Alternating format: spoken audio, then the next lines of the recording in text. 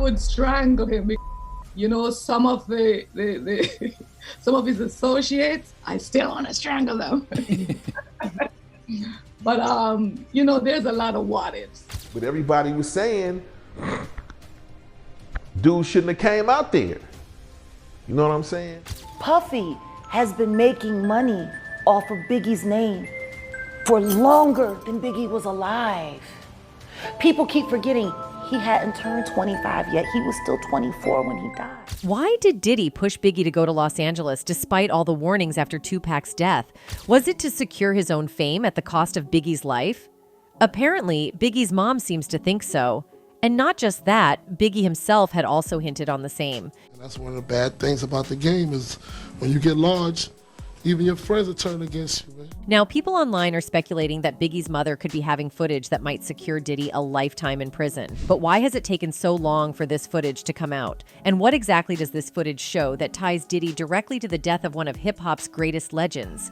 Wasn't no drive-by. Car was standing there at the corner.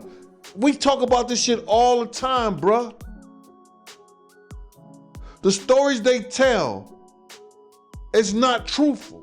Was this all for money, power, and control over Biggie's legacy? Or is there a darker reason behind Diddy's actions? Could it even tie back to the disturbing allegations of Diddy's manipulation of Biggie? He made him jiggy and put him in suits and made them write lyrics for him and took all that publishing and took. The tragic demise of Notorious Big has haunted the world for decades. But now, after years of silence and secrecy, shocking new evidence has surfaced that puts Diddy in a very dangerous position. Biggie's mother, Voletta Wallace, has been speaking out more than ever, and people are claiming that she might have the proof that could lock Diddy away for life. Why did Diddy insist that Biggie travel to Los Angeles right after the deadly feud with Tupac? Why did Biggie fear for his life in the months leading up to his unalivement? And most importantly, what was Diddy really hiding all along? Sources suggest that the cause of Biggie's demise was rooted in fear, paranoia, and greed. The FBI has connected dots that implicate Diddy in what some are calling an insurance policy move after Tupac's death. The theory? Diddy believed that if he didn't act fast, someone else would retaliate against him. He had no business in LA at that time. We all knew that. Why would Puff rent studio time? Come on, man, look. You gotta look at what people do, man. This statement from Gene Deal, Diddy's former bodyguard, is one of the most damning pieces of evidence. Gene, who was close to the situation in the 90s, has spoken out multiple times, claiming that Diddy knew something was about to go down. In any case, Biggie's mother, Voletta Wallace, has made her feelings about Diddy crystal clear. Over the years, she's shared her grief, anger, and disappointment with the world, but recent events have reignited her fury. Voletta confessed that she had always felt an irresistible urge to strangle Biggie's associates. Yes, you heard it right. This feisty mama bear didn't hold back when it came to expressing her deep-seated frustrations. Some of some of his associates, I still want to strangle them. Voletta Wallace also spoke about how she believed Diddy used her son for his personal gains. In her book titled Biggie, Voletta says, "I'm glad my son does not have to witness that the very people that he thought he could ride and die with wouldn't think twice about using his mother. I am glad that he's not here to see how they have used his image and his name. I believe Sean loved my son. After he was dead, I used to tell Christopher all the time not to trust Sean." What's more, Voletta also wrote about how much money he received when he signed on with the label. The truth is, Christopher accepted the illusion of a friend and mentor for about $25,000. That's the amount Puffy lured my son with. That was a lot of money for Christopher back then as a 19-year-old. He had never seen that much at one time in his life, Wallace wrote. It was enough money to make my son believe that Puffy was ready to do anything for him. It was enough to buy a blind love and loyalty. In addition to this, Biggie's mom has criticized how the investigation of her son's M has been handled over the years, and with good reason. In an interview with the Daily Mail, Voletta said that she hurts every single day knowing that she will never see her son again, and that his takedown agent is still at large. The matriarch of hip-hop revealed that she and LAPD detectives investigating the M know who is responsible for her son's death, but a conspiracy prevents the case from ever being solved. I have a very good idea who took down Christopher, and I genuinely believe that the LAPD know exactly who did too, she said. They've done their investigation, but they just refused to move forward. I don't know why they haven't arrested who was involved. It seems to me that it's one giant conspiracy, and someone is definitely being protected somewhere down the line. There's no closure for me until that Emmer is behind bars and sentenced. In addition to the star's mother, Biggie's wife, Faith Evans, has also made claims of her own. Well, we know he was, but we believe that the LAPD knows who's responsible. Now, one of the most disturbing elements of this story is the rumored existence of gay tapes involving Biggie, allegedly used by Diddy to control and blackmail him. According to DMSex, Biggie was never the same after a particular meeting with Diddy. You know what's crazy? I never saw Biggie smile until after he died. But then he made him jiggy and put him in suits and made them write lyrics for him and took all that publishing and The tapes supposedly captured compromising footage of Biggie, and the rumor is that Diddy used this material to keep him in check. This aspect of Biggie's life has always been shrouded in mystery, but as more people come forward, the truth behind these rumors is becoming harder to ignore. Was Diddy's hold over Biggie more than just business? Perhaps the most telling sign of Diddy's fear of losing control over Biggie was the fact that Biggie was trying to leave Bad Boy Records. The rumors had been swirling for years, but new evidence has surfaced that Biggie was tired of Diddy's manipulation and wanted out. But Diddy could not have that now, could he? Not only was Biggie one of the most successful artists on Diddy's label, but he was also the cash cow that kept Bad Boy Records on top. Leaving would have put Diddy in a tough spot financially, but there's something even more concerning. Biggie's legal team was reportedly in the middle of fighting for Biggie's publishing rights, which Diddy was rumored to have stolen. Puff had owned Big Publishing, and Big wanted his publishing because he wanted to move on. He was trying to get away from Puff. If Biggie had won the battle for his publishing, Diddy would have lost millions. Was this the real motive behind sending Biggie to LA? Was it a business move disguised as friendship? Gene claimed that the late rapper had made moves to leave Bad Boy for a lucrative deal worth more than $60 million. Deal said he saw Biggie's Bad Boy contract when he had to watch over Diddy's briefcase during a flight. It outlined Big's earnings in increments of $250,000, but left publishing income in Puff's possession. When he asked Biggie about it, the rapper allegedly told him about his new deal and all the money he'd make. He showed me it had Charlie Baltimore, Cameron, Lil Cease, Lil Kim, Junior Mafia, Tracy Lee, and the Commission. He explained, I think the contract was for so many years for like $62 million, it comes out to $62 million.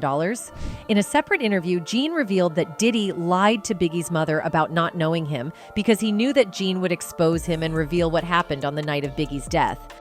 He didn't tell Miss Wallace because he knew I wasn't going to lie to Big's mom. He knew I was going to tell Miss Wallace everything that happened. What's more, Gene Deal dropped some major bombshells about the night Biggie was tragically taken down, and it's enough to make anyone stop and think. According to Gene, Miss Wallace, Biggie's mom, had reached out to Diddy asking about Gene, but Diddy quickly denied even knowing him. Why would he do that? Well, Gene suspects Diddy was worried that he might spill all the details of what really happened on the night Biggie lost his life. Gene didn't hold back in revealing some pretty suspicious details about that night. He claimed that Biggie's car had been marked with a bunch of stickers. Now, here's where it gets interesting. Those cars, including Biggie's, were rented, and putting stickers on them was totally against the rental policy. Those cars was rented. So to put those stickers on there, you defacing the property. You understand? Somebody got to pay for that. But who would break the rules like that? Gene suggested it was none other than a street team hired by Bad Boy Records, the label Diddy owned. It sounds wild, right? But Gene wasn't done yet. He claimed that this street team had access to the cars and might have been behind those stickers. Could they have been more than just decorations? Could they have been some sort of warning or signal? The idea is chilling, especially since Diddy's car, unlike Biggie's, was completely sticker-free. Gene didn't stop there. He also talked about how, despite the ongoing East Coast-West Coast feud in the rap world, Diddy didn't bother beefing up security for Biggie that night. We needed more security. We needed more like-minded men like myself out there. It's a shocking accusation, especially given the dangerous climate of the time. Gene hinted that this wasn't just negligence. It was something far more sinister. To add to the mystery, Gene claimed that there was someone else involved who was working with Diddy to orchestrate the attack. According to him, he even warned one of Biggie's crew members, D-Rock, to avoid following Diddy's route. D-Rock seemed to take Gene's advice seriously at first, even promising to stay away. But in a bizarre twist, D-Rock led Biggie straight to the Peterson Museum, where the after-party would be his last. The story takes another wild turn when Gene suggested that D-Rock didn't act alone. He believes that Diddy had a hand in convincing D-Rock to betray his word. And here's where things get really juicy. Gene backed up his claims by sharing a revelation from Kirk Burroughs, who said that Biggie was supposed to fly to London with him. But at the last minute, D-Rock persuaded Biggie to skip London and go to that infamous party instead. It's the kind of thing that leaves you wondering what really went down behind the scenes. Of course, Gene's statements are controversial, to say the least. While they're definitely eye-opening, they don't carry any legal weight, at least not yet. Still, Gene has a lot more to say, and he's been revealing some shocking details for years. One of the biggest revelations, even though Biggie had a security team of 7 or 8 people, most of them were unarmed. Can you imagine that? In the middle of such a dangerous time, Biggie's team wasn't even armed to protect him properly. So why? You might ask. Would Biggie's security team be unarmed? Gene says it all comes down to orders from the top, and it's no secret who was calling the shots. Diddy. It's a baffling decision, especially when you consider how vulnerable Biggie was. He wasn't in great health and couldn't run or defend himself if things went south. The lack of proper security just doesn't add up. Gene didn't mince words when he shared his thoughts about Diddy. He believes Diddy never really cared about Biggie as a person, only as a money-making talent. In Gene's eyes, Diddy signed Biggie to his label because he knew Biggie would make him successful. But when it came to actually looking out for Biggie's safety, Diddy wasn't interested. Gene Deal isn't the only one who has spoken out about the suspicious circumstances surrounding Biggie's death. MC Ite, a respected voice in the hip-hop world, has questioned the widely accepted narrative that Biggie's unalivement was a direct result of Tupac Shakur's accusations. MC Ite believes Biggie's death was a premeditated setup rather than a consequence of Tupac's claims. I don't think I even believe that. That's just my opinion. At the heart of this discussion is Tupac's belief that Biggie knew about the 1994 Quad Studio shooting, but didn't warn him. While Tupac never outright accused Biggie of setting him up, he implied that Biggie had knowledge of the attack. According to MC Ite, this accusation set off a chain reaction that ultimately led to Biggie's unalivement. But the question remains, did people really believe that Biggie had set Tupac up? MC Ite and many others find this theory hard to believe.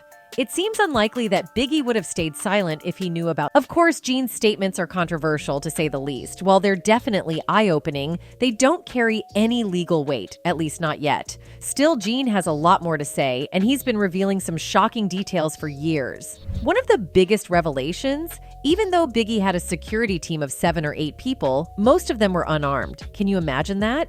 In the middle of such a dangerous time, Biggie's team wasn't even armed to protect him properly. So why? You might ask. Would Biggie's security team be unarmed?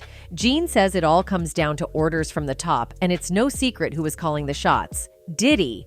It's a baffling decision, especially when you consider how vulnerable Biggie was. He wasn't in great health and couldn't run or defend himself if things went south. The lack of proper security just doesn't add up.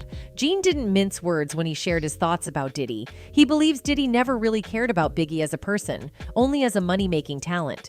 In Gene's eyes, Diddy signed Biggie to his label because he knew Biggie would make him successful. But when it came to actually looking out for Biggie's safety, Diddy wasn't interested. Gene Deal isn't the only one who has spoken out about the suspicious circumstances surrounding Biggie's death. MC Ite, a respected voice in the hip-hop world, has questioned the widely accepted narrative that Biggie's unalivement was a direct result of Tupac Shakur's accusations. MC Ite believes Biggie's death was a premeditated setup rather than a consequence of Tupac's claims. I don't think I even believe that. That's just my opinion. At the heart of this discussion is Tupac's belief that Biggie knew about the 1994 Quad Studio shooting, but didn't warn him. While Tupac never outright accused Biggie of setting him up, he implied that Biggie had knowledge of the attack. According to MC Ite, this accusation set off a chain reaction that ultimately led to Biggie's unalivement. But the question remains, did people really believe that Biggie had set Tupac up? MC Ite and many others find this theory hard to believe. It seems unlikely that Biggie would have stayed silent if he knew about such a serious plot. The rivalry between Death Row and Bad Boy Records, representing the West and East Coasts, respectively, was already at its peak. This feud fueled the tension that surrounded both Tupac and Biggie. MC Ite raised an important point. Would Biggie still be alive if this conflict between the two labels hadn't existed? According to him, the rivalry played a significant role in Biggie's death, and the animosity between the two sides overshadowed any direct accusations involving Tupac. MC Ite argued now hundreds of people are speaking out, claiming Diddy them too. So far, 120 individuals have filed lawsuits against him. But the moment that really stunned everyone was when CNN released security footage from a hotel, showing Diddy physically hitting Cassie. This footage shook the public and made it harder for Diddy to dismiss the claims as just rumors or exaggerations. Biggie's mother, Voletta Wallace, was one of the many people horrified by these revelations. "I'm sick to my stomach," she said when talking about the mounting accusations of violence and SA against Diddy. She expressed sympathy for Cassie, adding, "I'm praying for Cassie. I'm praying for Diddy's mother. I don't want to believe the things that I've heard. But I've seen the hotel video. I pray that he apologizes to her." Wallace didn't hold back her emotions when talking about Diddy. She admitted that while she once liked him, she's now filled with shame and disappointment over his actions. "I hope that I see Sean one day, and the only thing I want to do is slap the daylights out of him. And you can quote me on that," she said. Her words reflect the anger and betrayal felt by many who once admired Diddy, as the man who was once a music mogul and cultural icon has now become a figure shrouded in scandal. These recent events led to an even deeper look into Diddy's past, with disturbing stories of abuse and misconduct going back to his days at Howard University in the late 1980s. Rolling Stone conducted an investigation into Diddy's pattern of abusive behavior, documenting claims from former Bad Boy Records staff and others in the industry. Many of them said that Diddy's abusive tendencies weren't anything new and had been a part of his personality long before he became the household name he is today. One source of tension during Diddy's early career was his relationship with Biggie. According to those who worked closely with them, Biggie was starting to see his label boss as little more than a corny executive. Just before Biggie was offed in 1997, he was reportedly considering leaving Bad Boy Records to branch out on his own. It's been said that Diddy used Biggie's death to further his own career, pushing hard to make Biggie's album Life After Death a massive commercial success. There were even discussions about putting Biggie on the cover of Rolling Stone, but Diddy supposedly shut those talks down, insisting that he should be on the cover instead. Puff advocated and said that if I own the marketing and I own the publishing, what could they do? Biggie's mother has always been dedicated to preserving her son's legacy, and now she's speaking out about Diddy's actions. She believes that Diddy owes an apology not just to Cassie, but to his own mother as well. He needs to apologize to his mother, she said. "I hope to God he sits her down, spills his guts, and apologizes to her." In addition to these personal calls for Diddy to face the consequences of his actions, he's also dealing with legal trouble. Earlier this year, Homeland Security agents raided his homes in Miami and Los Angeles as part of an ongoing federal investigation into STF-icking. Witnesses were reportedly interviewed by investigators, and in March, several individuals were informed they might have to testify before a grand jury in New York. With the legal pressure mounting, Diddy has been keeping a low profile. When asked about the looming investigation and the 6 active SA lawsuits against Diddy, Voletta Wallace kept her response brief but powerful. "I leave it to time." These strong words have shocked the hip-hop world. But for those who knew Biggie and Diddy's relationship, it comes as no surprise. Diddy's betrayal of Biggie is now coming to light, and Voletta's powerful words serve as a reminder of the pain her family has endured since her son's death. So, what would Biggie's career have looked like without Diddy? It's a question that haunts the hip-hop community to this day. With his undeniable talent and vision, Biggie had the potential to become one of the greatest independent artists of all time. But sadly, he never had the chance to break free from Diddy's control. Anyway, that's it for this video, folks. Bye.